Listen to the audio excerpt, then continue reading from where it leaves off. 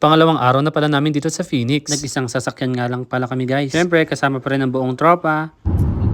Kit, saan tayo pupunta? Outlet? Kahit wala ng budget? Yes, tama guys. Sa outlet nga kami pupunta. Sobrang gandang mamili dito guys. Bilihan ng mga iba't ibang brand tulad ng Michael Kors, Coach, Nike, Adidas, at marami pang iba. Sa Michael Kors nga pala muna kami pumunta. Butas na naman ang mga bulsa ng mga persons. Pero okay lang yan. Deserve nyo naman yung mga yan eh.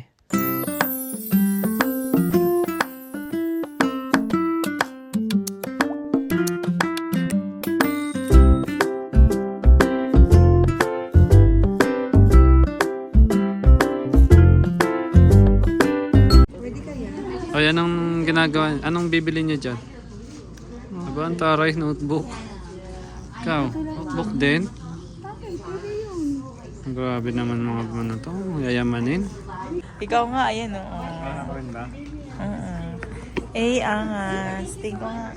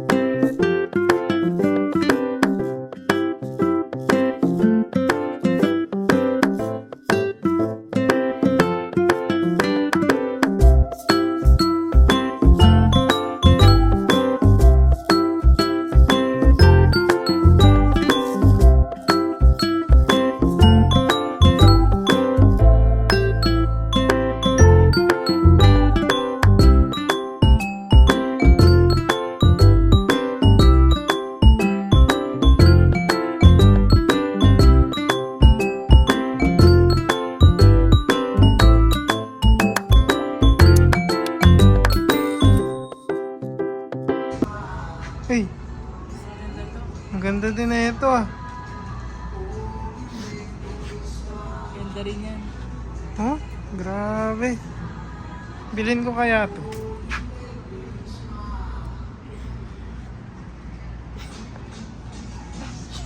Sunod nga na pinuntahan namin guys, ang pinaka-paborito ko sa lahat, isa sa pinakasikat na brand na Nyek. Natsyempuhan nga namin guys na 30% off, pero kung minsan umaabot ng 50% off. Isa nga sa nagustuhan ko ay itong Nike Dunk Low na to. Wala pa kasi akong gantong kulay kaya binili ko.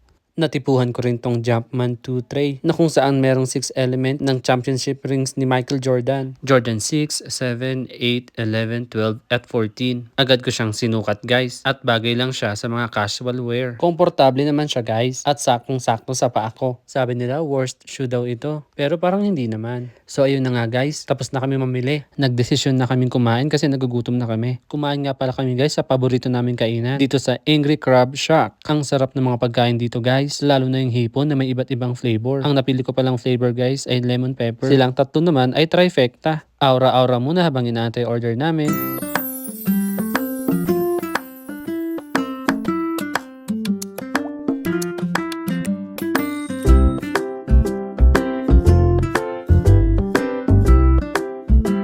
Pagkatapos nga namin kumain guys, pumunta naman kami ng Arizona Mills para mamili na rin ng mga kung ano-ano. Tara, mag-window shopping muna tayo.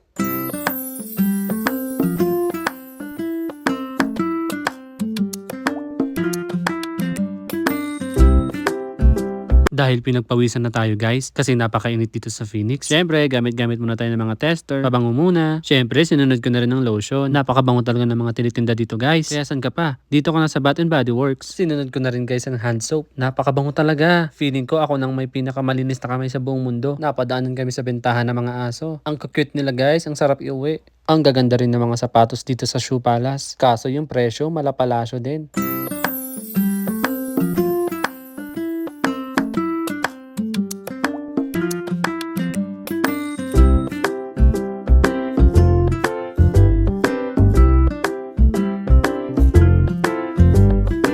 Bumalik na nga pala kami ng hotel guys para maabutan namin ang happy hour. Kumain lang kami guys at uminom ng napakasarap na margarita. I-flex ko na lang yung dalawang nabili kong sapatos. Angas! Jordan yarn!